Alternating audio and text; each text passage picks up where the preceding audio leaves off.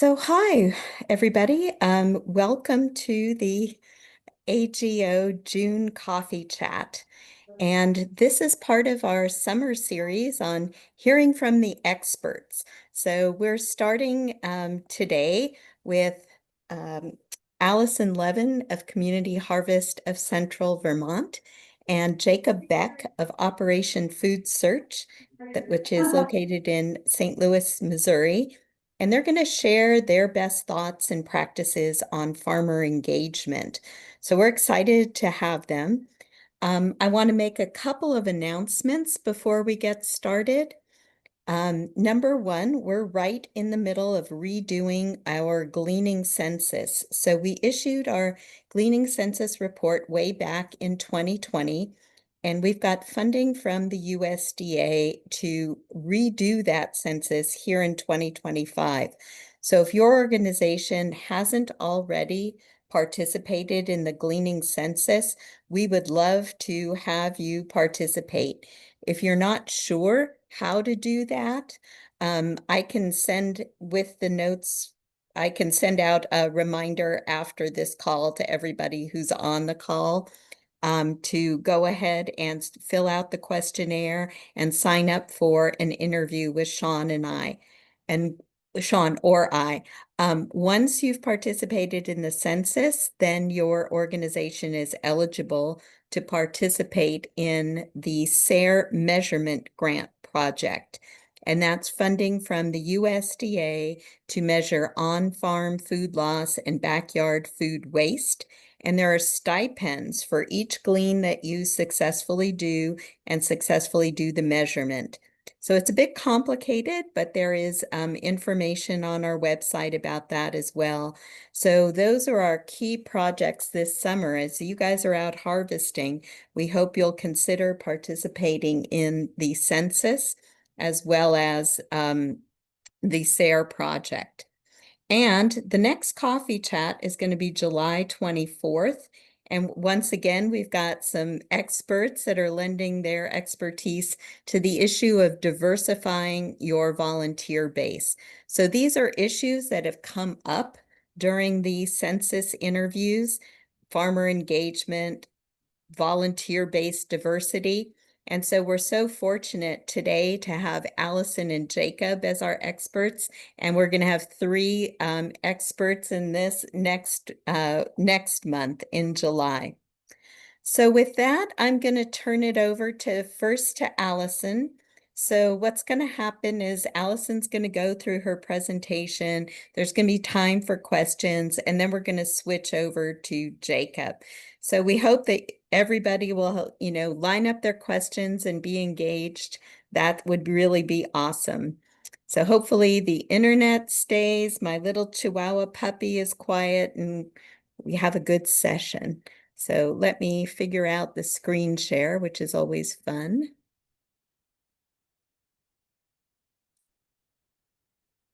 Okay, and slideshow. Oh, I think I went to the end, Allison, so I'll have to go backwards here. The reverse preview. The reverse, yes, yes. Great. Okay. Looks good, Kathy. I'll let you know when to switch it over. Okay, thank you. Thank you so much, Kathy, for having us. Really appreciate you giving us the opportunity to share, and always wonderful to chat with all of our colleagues around the country. I'm Allison Levin, the founding executive director of Community Harvest of Central Vermont. So we're here up in the Northeast, had our share of heat, like many of you. And just wanted to share how we have found ways to share, as we say, share the love with farmers and help them feel the impact of their donations throughout the community in a couple different ways, mostly through our Thank You Note project. So next slide, Kathy.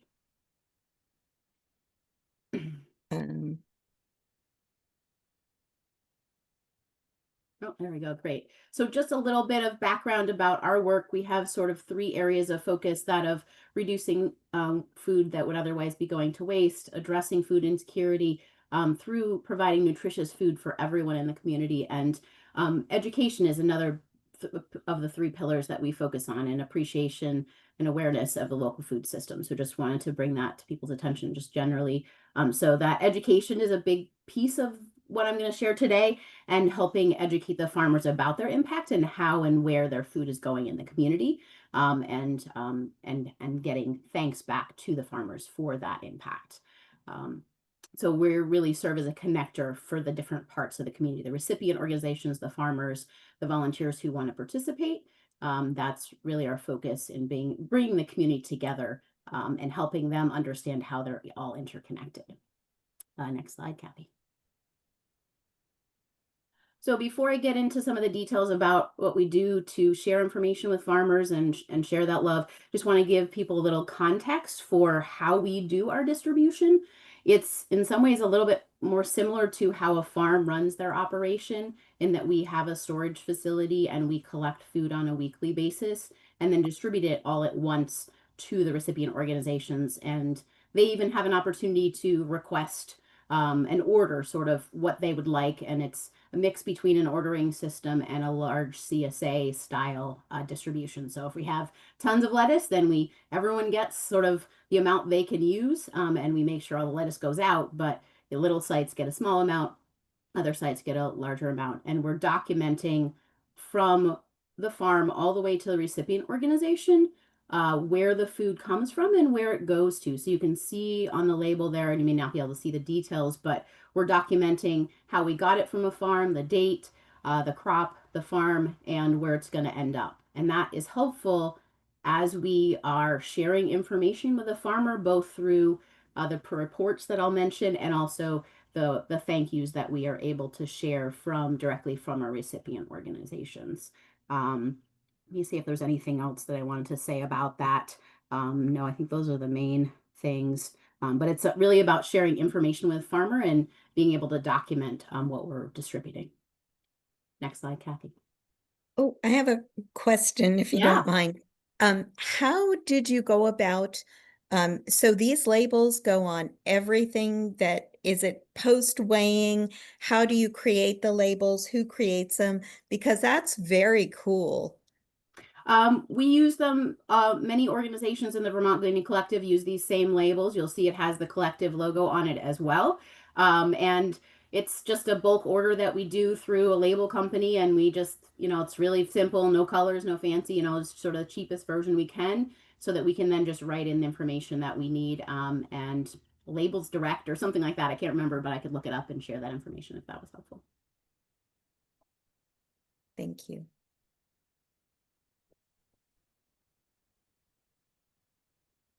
So yeah. Great. Next Able to slide. get to the next slide there? Yeah, Okay. that's great.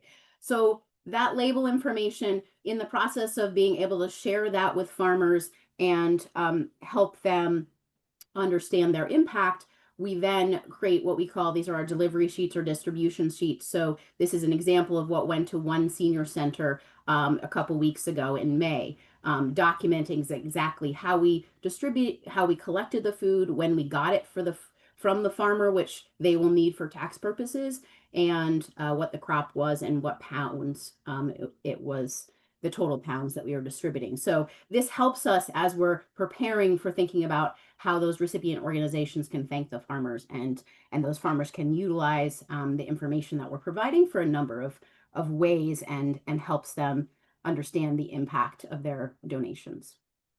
So next slide. So there's a long process that gets here, but these are some examples of the end reports that we distribute to farmers. We also send them to recipient organizations too, but that isn't our focus today. But so in addition to just documenting when we got a crop from a farmer, which I know many of you probably do, and help them have the information they need to take a tax deduction for their donation, we are also documenting where it all went. So you can see that middle report, and you may not be able to see the details.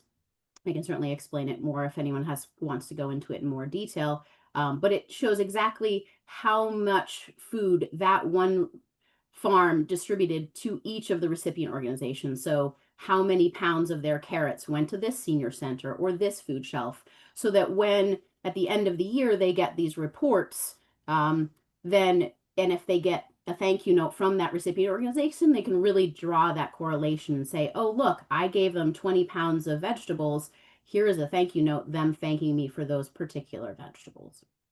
Um, and they can also use the information we're providing for tax purposes and other, and also planning for like seeing which crops they had a huge surplus of and what dates those were on, so they know maybe I shouldn't plant that second crop of beans quite as close together because we are, we're providing them that detail of crop information, which many of them are not tracking themselves. Next slide, Kathy. And again, I'm happy to come back to any of these slides and chat more about any of the different parts of our process. But just wanted to give a really quick overview and then we can take time to chat about all of it.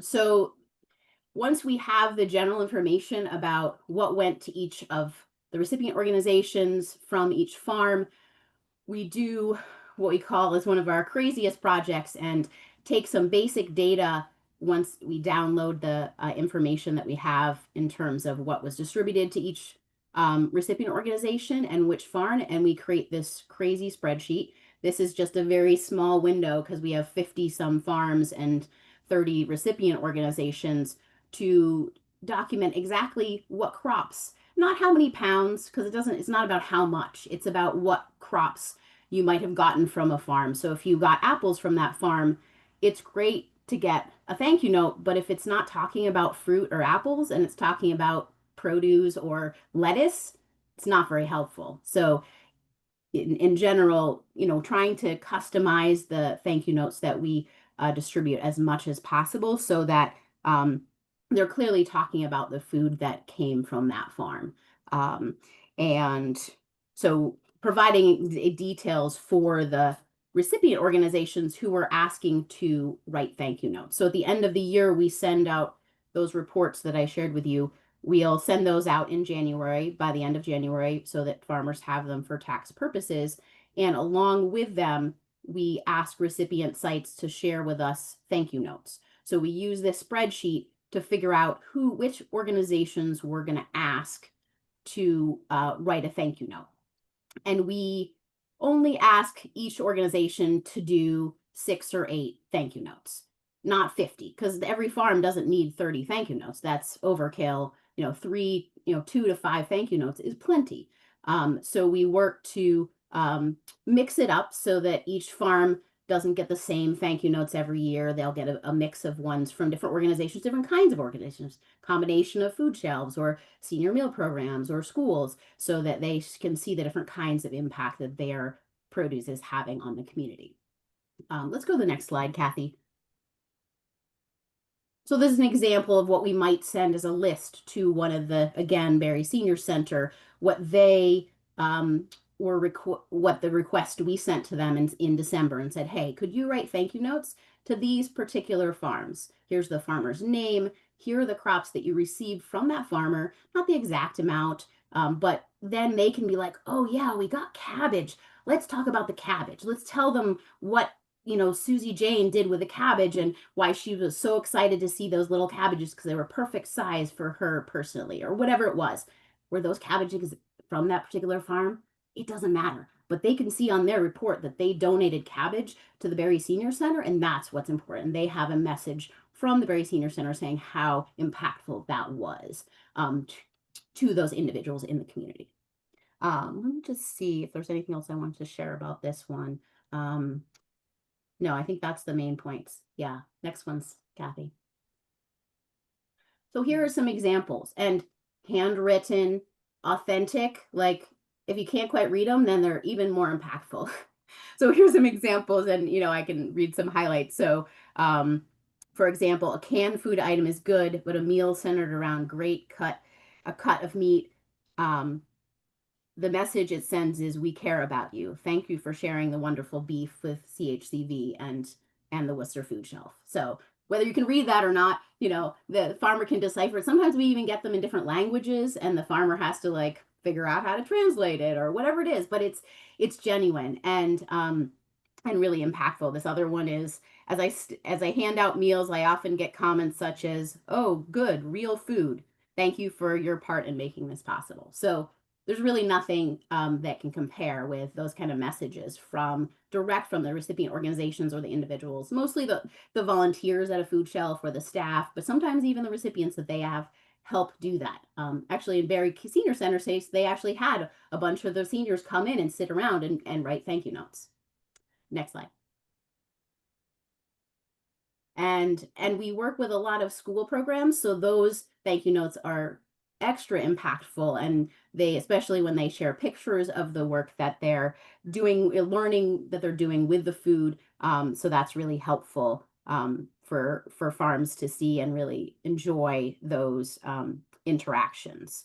And let's see, one of these I think says, "We made some great dishes with the amazing veggies. Thank you again so much. Our class and our school are so thankful. Sending Dodie," which is the school's name, magic.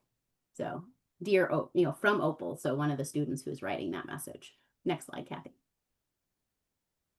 More examples of, students going out and doing really awesome things with the food that we send them from the farms, and them sharing visual impacts of that through these messages. Next slide. And here's a picture of all the report and the cover letter and all the thank you notes that this particular farm is getting in their packet in January at the end of the year. So all the different ways that we are helping them see their impact and know how they're, and these farmers now, the first time someone says something about our organization to them, they mention the thank you notes that they're getting, and they tell them, "Oh yes, that's right, we get all these wonderful thank you notes."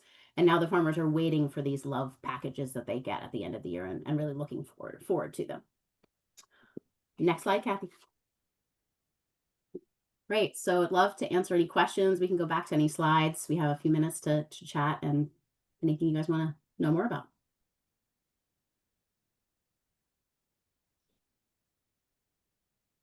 I can step in with a shout out to Allison, because Salvation Farms is also part of the Vermont Gleaning Collective, and Allison's engagement effort is next level. Last time I visited your office, which was now, I guess, a couple of years ago, you had these thank you notes all over your wall. They were everywhere. It was beautiful. Any other questions people have? Kathy, can you see people? Or do we need to? Let me see if I can do the here, I'll show. And feel free to There we just go. unmute yourself and say something. There we go. There's everybody.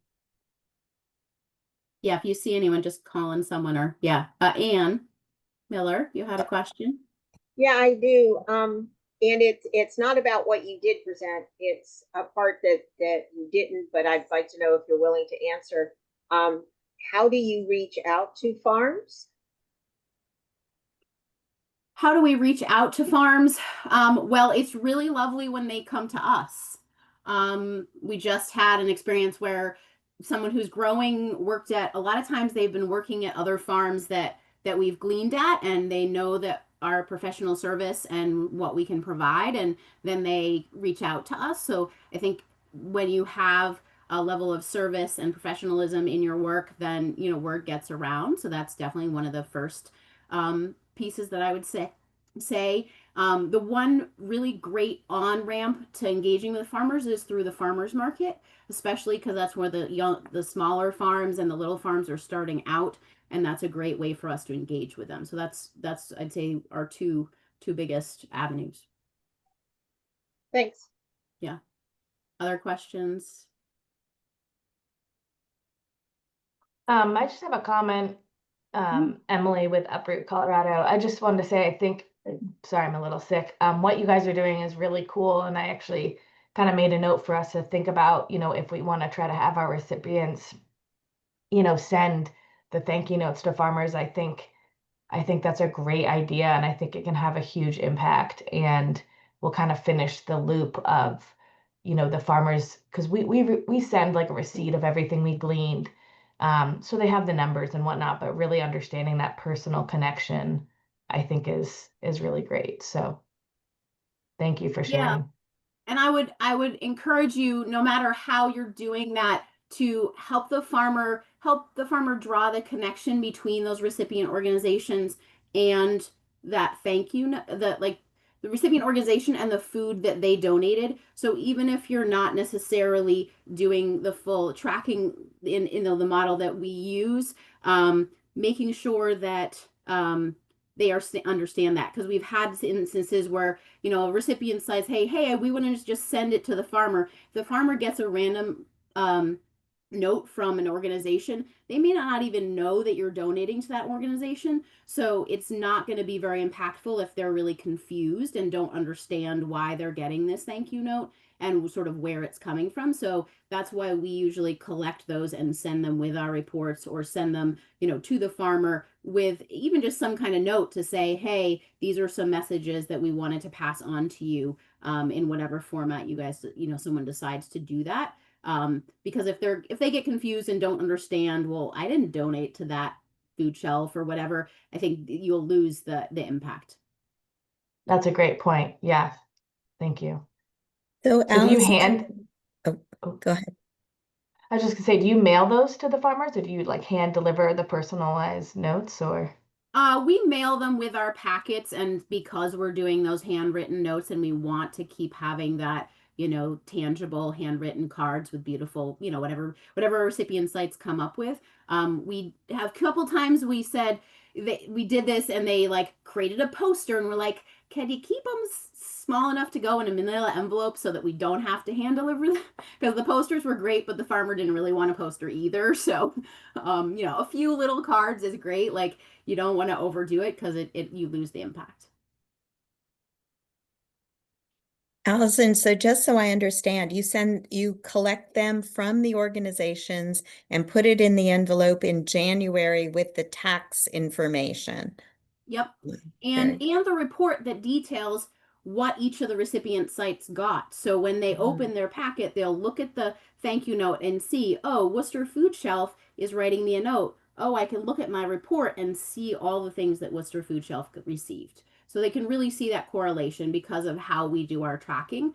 But you can still, you know, you could send, you know, some thank you notes to a farmer and say, these are some of the organizations who received your food this year and they want to thank you. Like, it doesn't have to be complicated. It doesn't have to have all those details, but it's really helping them understand where this is coming from and those details. Any other questions? And happy to elaborate on other aspects of the process too, if there's any clarity that anyone was looking for. I have a question, Allison. Have Yeah. you, I don't know why, I don't know if this has come up before or not, but have you ever considered doing this with like volunteers that you engage on farms? Having them write thank you notes to farms? Yeah, for the experience on farm. We haven't, but that's a good idea. And we do get a lot of feedback from volunteers through our surveys, which would be fun to share with farms about their experience, whether they're writing those thank you notes directly or we're sharing that feedback in some other way about volunteers' experience. Because yeah, it's only one of the, you know, sort of 3 aspects of the experience. So yeah, that's a good idea. Any other questions or comments? We got a couple more minutes until our halfway mark. What software do you use to do all that tracking and reporting? Well, it's a great question. Hillary and I are, we currently use what we call the Gleaners Interface, which is a platform that Salvation Farms created for the Vermont Gleaning Collective. And it's been around a while, so it needs a revamp, and we're not sure what aspects we're going to keep on that platform and what ones we're going to break off and do other things. So currently we're using that platform to enter all of our data, and then a lot of those reports actually come directly out of that platform. I think we'll be likely transitioning to using just Google Sheets to collect the data from our delivery sheets and have volunteers enter that and then download it and create some custom pivot tables to create those other reports. So the ones I showed, some of them are custom and some of them are created through that online platform. But it's really a basic sort of, once you have the data collected, you can use pivot tables to present it in all different ways.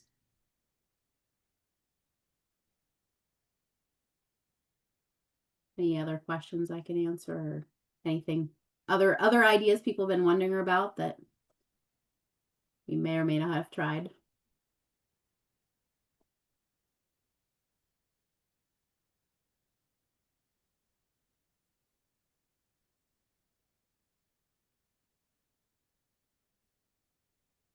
See if there was anything else I wanted to mention. I know that farmers find it, very beneficial and to have the information for utilization for the tax deduction. If you're not familiar with that, that's something that's really beneficial, especially to our medium-sized farmers who are, or small. I guess in Vermont they're medium, but for many of you they're probably tiny. The farmers are able to sometimes in some cases not have to pay any taxes because of the tax deduction and the amount that they're donating. And so some farms we have, their goal is to donate enough so they don't have to pay taxes. And the bigger farms are just reducing their taxes. And so making sure that we're providing that information. But because we're focusing on education as well, making sure that we're closing the loop and helping farmers see where the food is going to, not just knowing that it goes to a qualified organization, but knowing what organization that is and where they are in the community and how that directly affects their neighbors. So.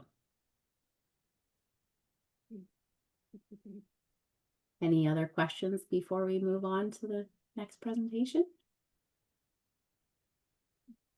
Well, if you think of something, we may have a few minutes at the end, but I'm going to stop sharing and switch over to Jacob's presentation. Thank you so much, Allison. That was really very exciting. And now Jacob's going to share a totally different approach and thought process, but all focused on farmer engagement. So Awesome. let me get Jacob's presentation up here. Hope for the best here. Yeah, thank you, Allison. That was great. Great ideas we currently don't have that elaborate of a thank you program, so that'd be awesome to implement. Great ideas. You put it on slideshow. Okay. Jacob, thank you. Yeah, no problem. Thanks for having me, Kathy. Yeah, today we're going to be talking about, farmer engagement. I'm going to kind of be presenting a relationship that we have here in St. Louis with a farm here in the area.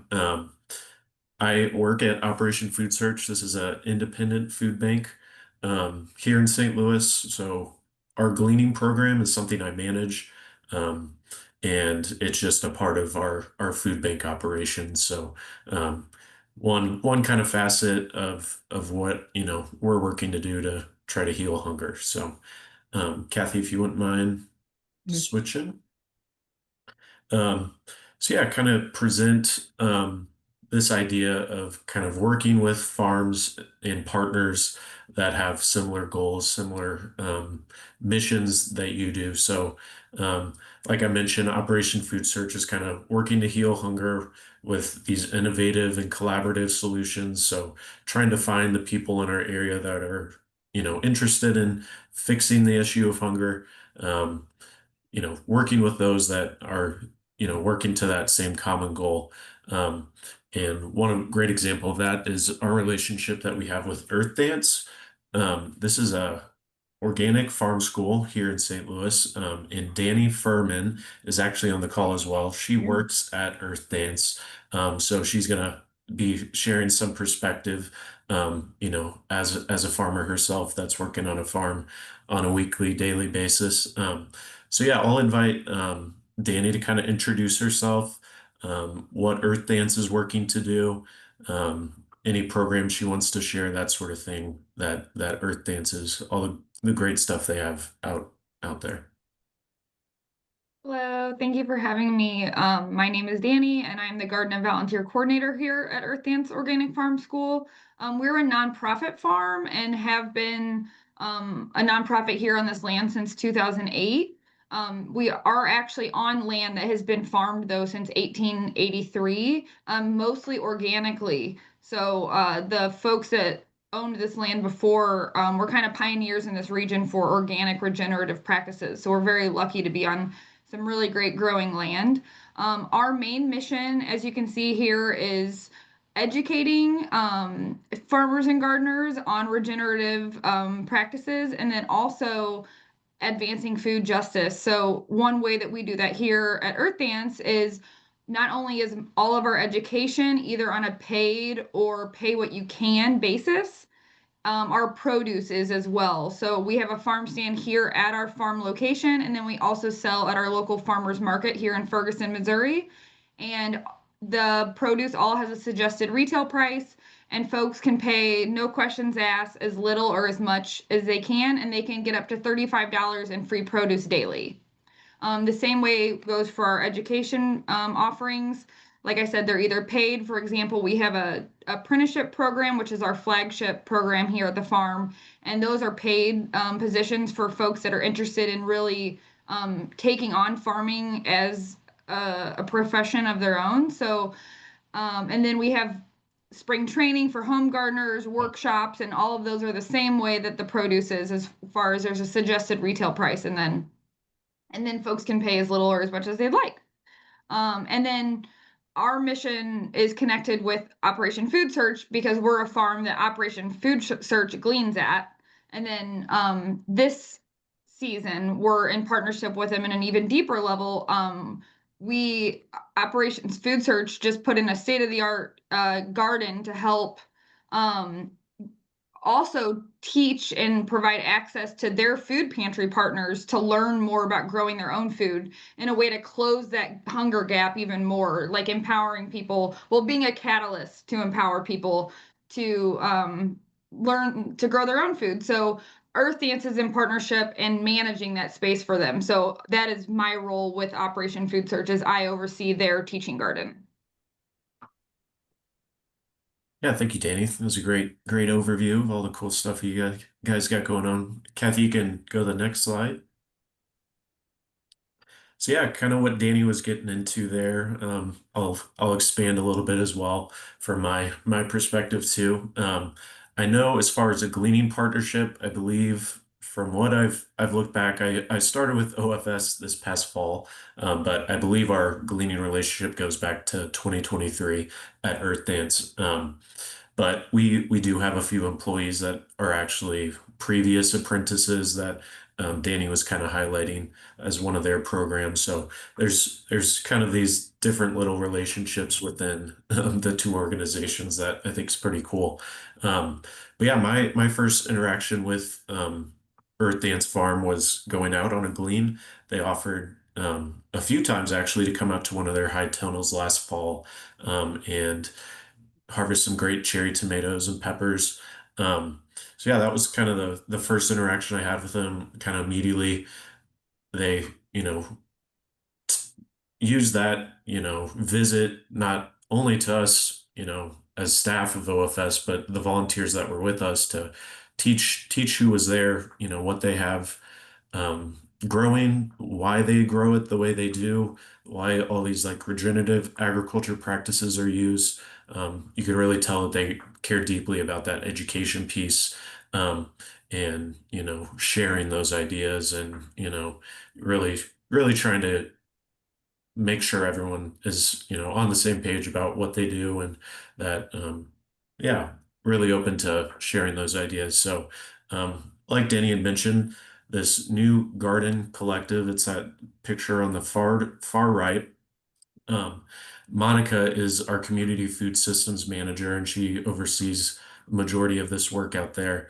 But yeah, this was put in during a renovation that was completed similar time to when I started last fall. So over the winter, they were kind of coming up with plans to, how are we gonna, utilize this garden space.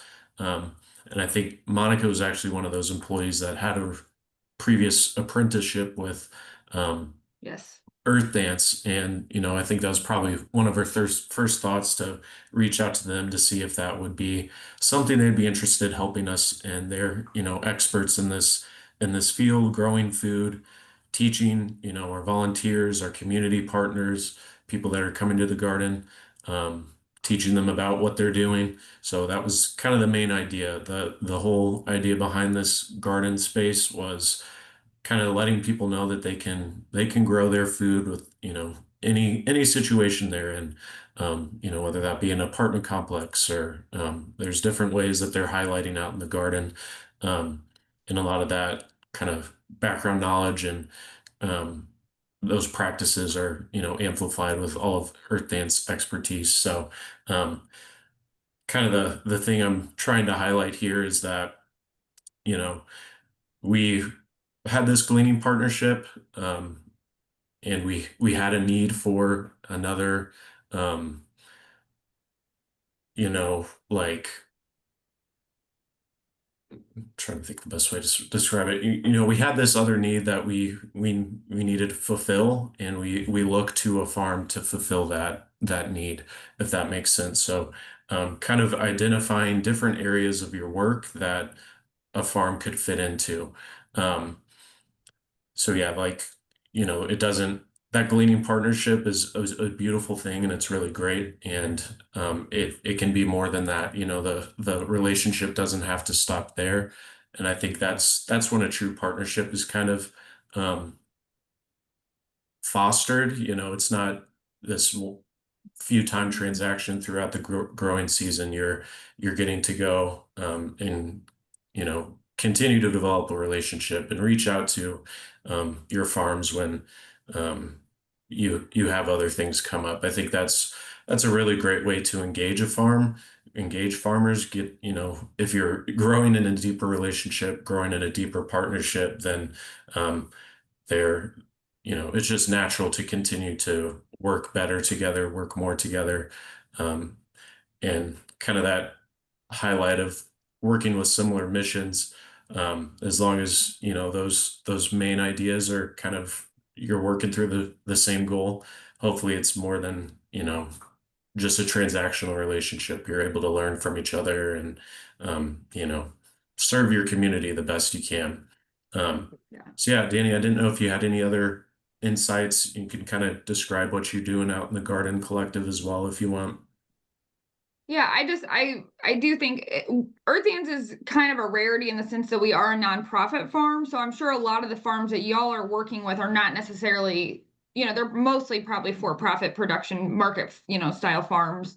But I will say that I do think that the relationship that we have with each other as two nonprofits in the food justice sector, I agree with you that we have, as we've built this relationship, been able to expand upon each other's missions, which I think is a really, beautiful thing in this work.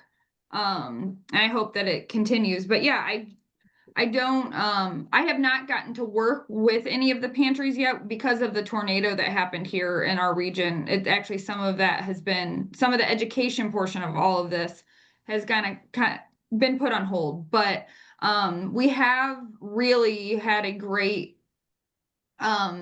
connection with volunteers that have came out, and then also folks that do different programming outside of just the food pantries with Operation Food Search, such as like Nourishing Healthy Starts, that work with young and expecting mothers.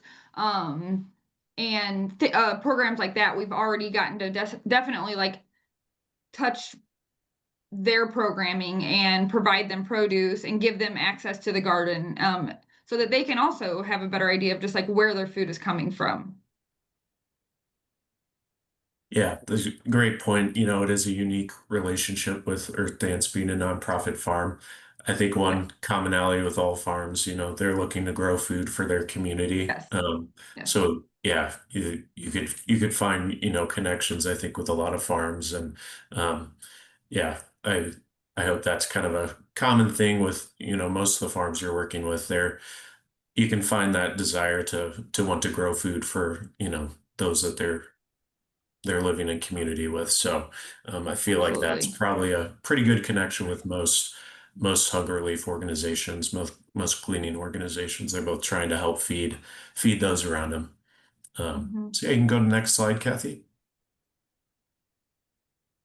Yeah, so that kind of garden collective example was pretty specific. So kind of wanted to just throw out a few more ideas, more opportunities to engage with farms, kind of still surrounding that idea of expanding your relationship beyond going out and just gleaning and that being it. So yeah, simple ideas like sharing a farm story on your social media or website. It's a pretty easy thing. I'm sure it's done quite a bit, but um, a lot of, some farms don't have the capacity to do that type of work themselves. So any additional help with that is something that could potentially help you develop more of a relationship with the farm. Um, I think a great idea would be to kind of host events for farmers to engage with your clients. If you have a kind of a gathering space at your facility or, community partners that do, um, I think any opportunity for a farmer to engage with the people they're helping feed, with the different partners, you have, I think that's a great opportunity for them to, it obviously would have to fit in their schedule. There's, a busy time and a not so busy time, with growing food in most climates. But, yeah, I think that's really just going to continue to grow that relationship if they see those folks that they're um, helping, feed and yeah, even the other, if you have pantries that you work with or other community outreach sources, um, letting them get to know those people as well is just, going to create better relationships for everyone. Um, and another idea, kind of just offering additional resources where it makes sense. If you're at a farm on a glean already, getting to know what the farm's needs are, whether that be, just general labor in other ways, help with other things. I know that could be a little touchy with volunteers at times, but kind of clarifying that with a farm, I think that could be worked around as well. But I mean, even if they need cooler space or something like that, there's typically some resources you could possibly share. And I think if you're offering those, it's a little bit less of a transactional relationship, like I had mentioned. It's um, more of something you can, work to, yeah, offer something back to them. It's a great service you're providing, obviously, to um, utilize the food that they've grown that they can't sell or otherwise use. So anything additional to that, I think, really strengthens a relationship. Um, yeah, it is kind of specific to more of a food bank setting, but I mean, in general, if your gleaning organization has other programs that make sense for a farmer to engage with, like in a food bank setting, we have a ton of different programs that we do purchasing for. So, introducing those parties into with each other to better, utilize that relationship in a purchasing sense, or um, if there's, this like example, you have a education need, or you're trying to con communicate, agriculture, you know, knowledge in general. I think it's a possibility for, a lot of implementation, and it doesn't just have to stop in a field or at a glean. Um, so yeah, that's I think the next slide is questions and thoughts. Feel free to share. Um, yeah, any questions or insights or thoughts yourself? Feel free. I have a question for Danny. So Danny, a nonprofit farm, um, what's how does that work? What's the sources of revenue? I know you have a sliding scale offer. Are there other funding sources for your farm?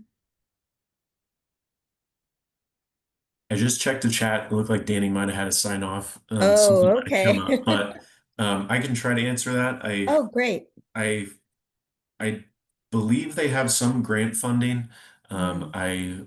I know they have, private funding as well. They have a large volunteer base that they do a lot of their kind of weekly work with.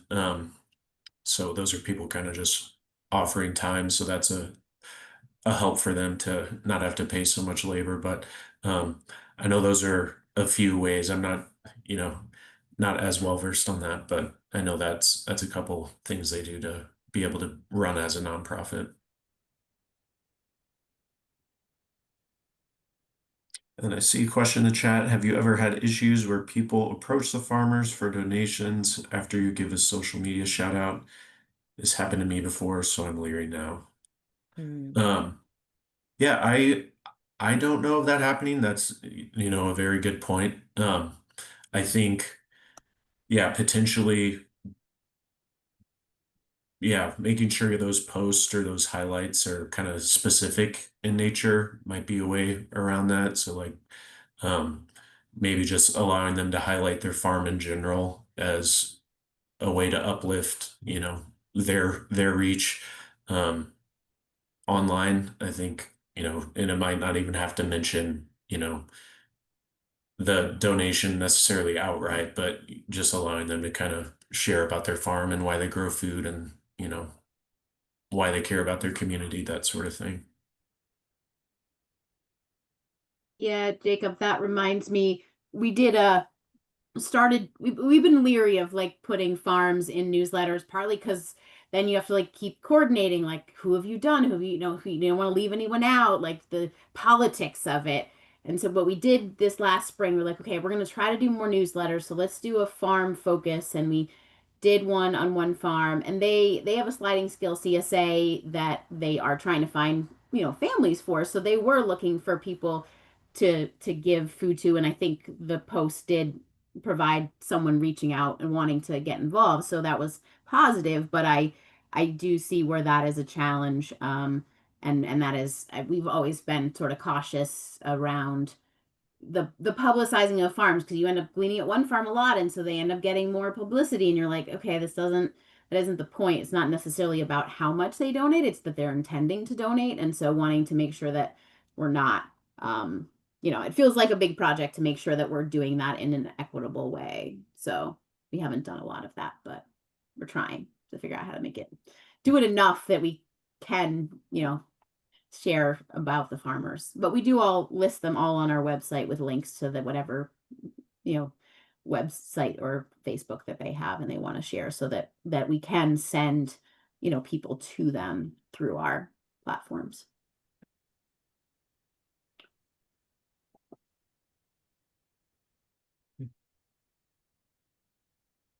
Hillary has her hand up.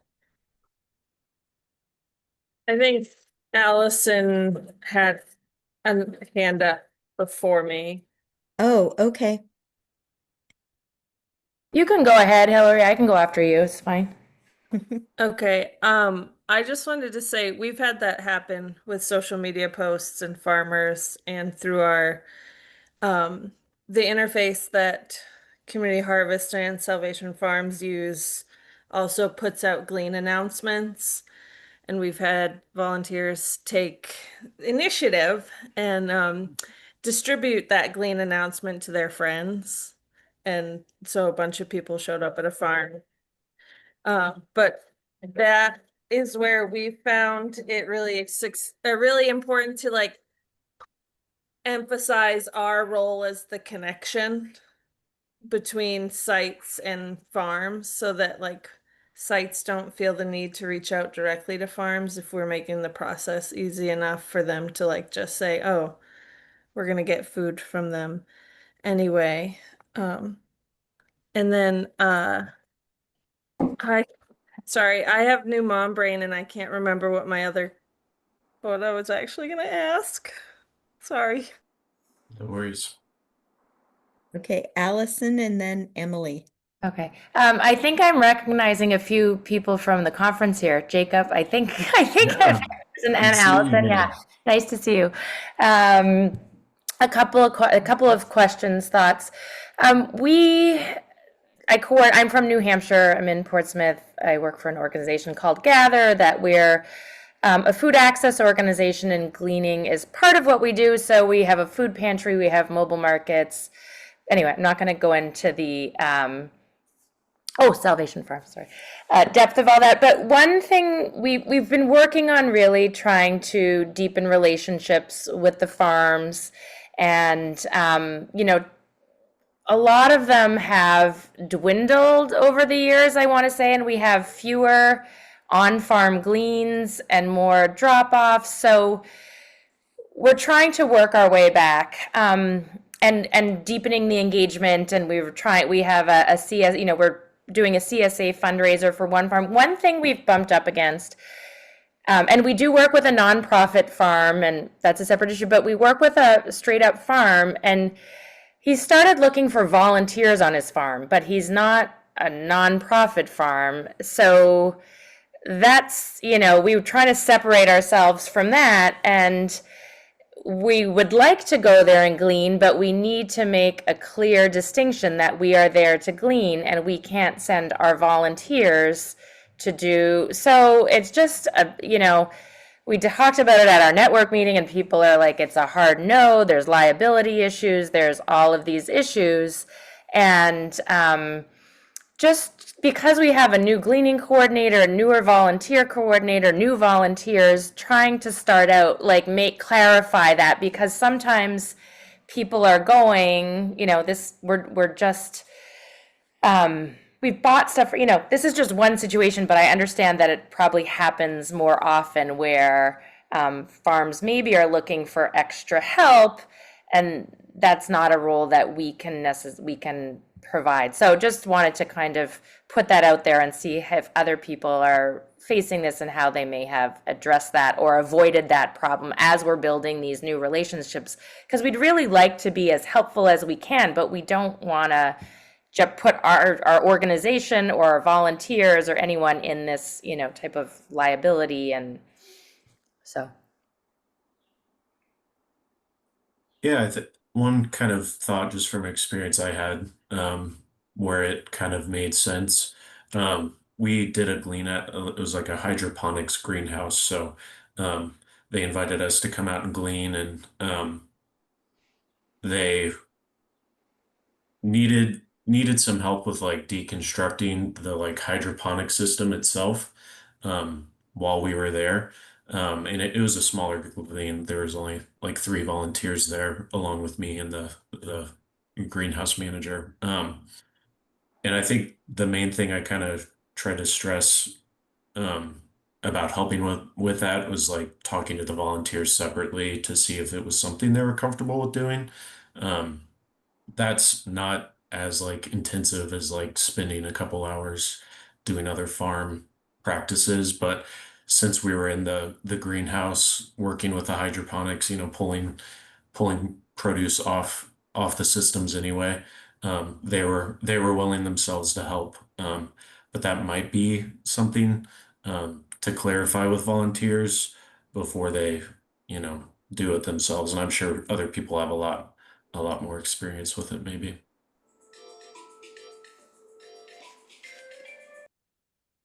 Yeah, can- I was gonna add, oh, Yeah, go ahead, Emily. I can speak to that, but go ahead and whatever you want to say, Emily. yeah, I was gonna speak to that too. We find this challenging as well. We kind of operate in what we call a gray area.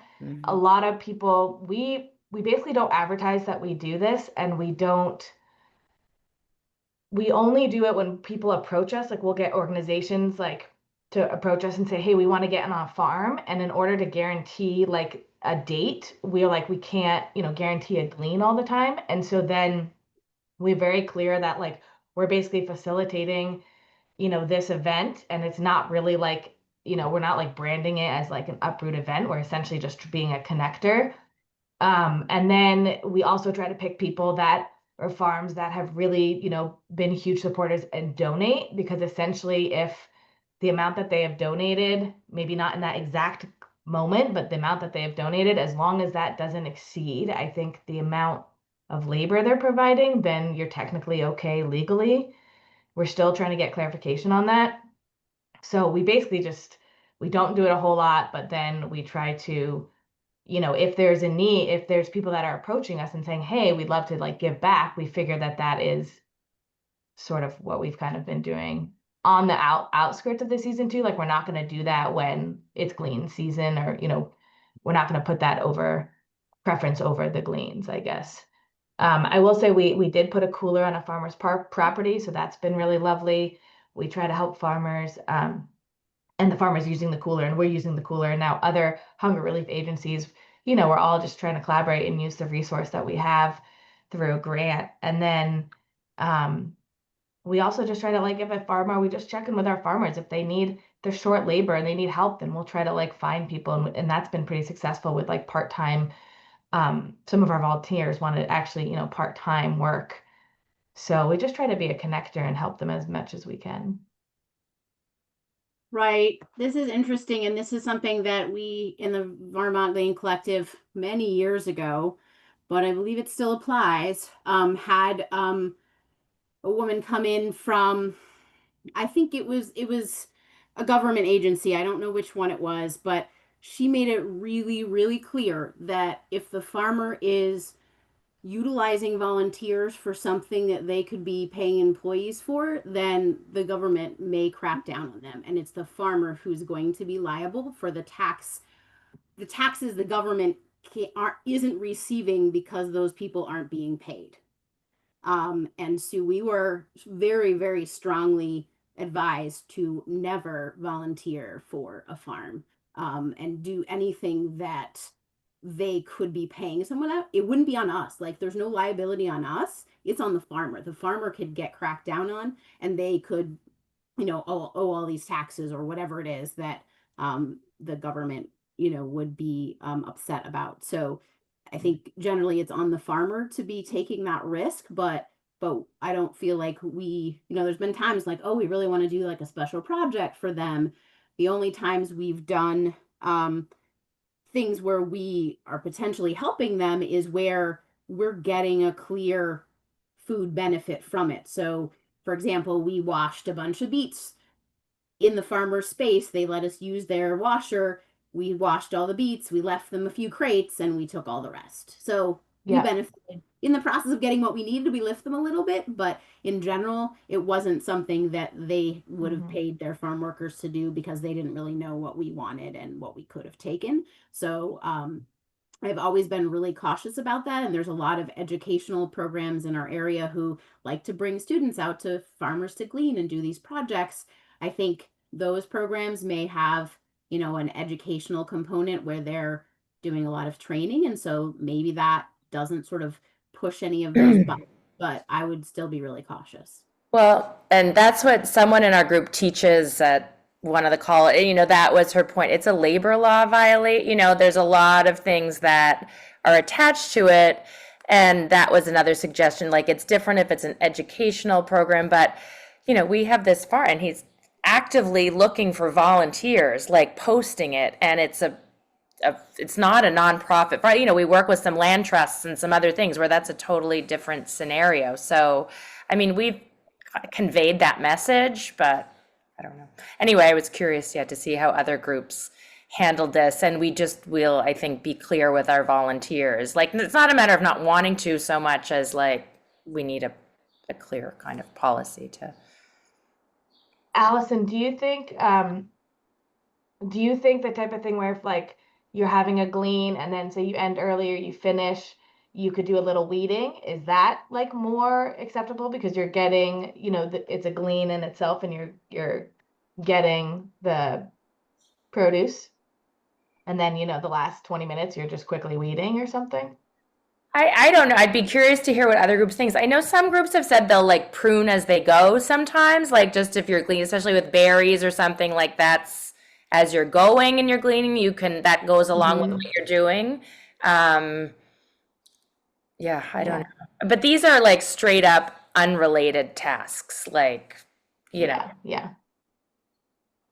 I would say in this case, if you were there and you're gleaning, I think that would still be be a gray area if you were doing a task that, a farm worker would otherwise have to be doing, that was not sort of like, oh, well, we have to sort through this winter squash anyway to get what we're donating. We're going to just leave you all the good stuff. We're going to take the imperfect stuff. Like, okay, you're helping them, but the only way for you to get what you need is to help them. We do a lot of maintenance cleaning where we're maintaining blueberry bushes. We're getting so that they can keep maintaining. We're harvesting kale so they can have another crop later, but that is very different. Because the Yeah, farmer's right. not usually going to go like harvest all the kale and dump it on the ground. Like it's not something they would have an employee do.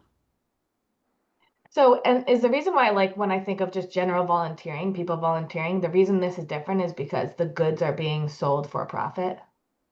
Yes, well, in this case, it's the taxes that the government is not in getting because of the employment is not happening.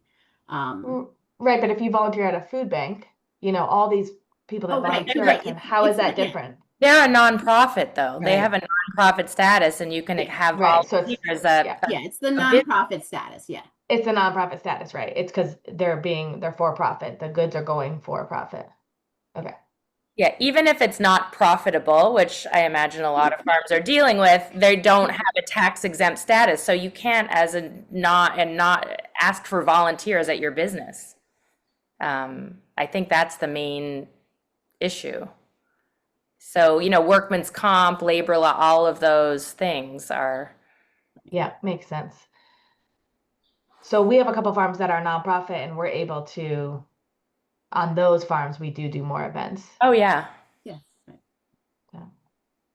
Yeah, I think if it were a nonprofit farm, it's a totally, you know, we could send volunteer, like they are, and pretty much, you know, they have a few staff, but also a lot of volunteers, where these are technically commercial farms, small, you know. Well, it's the top of the hour. What a great conversation today. I want to thank Allison and Jacob. And I will check with the Vermont Law School. I think they did some kind of a publication about where volunteer crosses over into paid labor and what are the issues around that. So I'm going to check with that and I can send it out after this conversation. Once again, a plug to participate in the Gleaning Census if you haven't already done that. That's important. And hopefully we'll see you July 24th for the next coffee chat on diversifying your volunteer base. So thanks, everyone. Have a good day. Thank you. Thank you. Bye. Bye-bye. Thanks, Kathy. Thanks, everyone. Kathy, I hope your puppy's doing well. He's so Oh,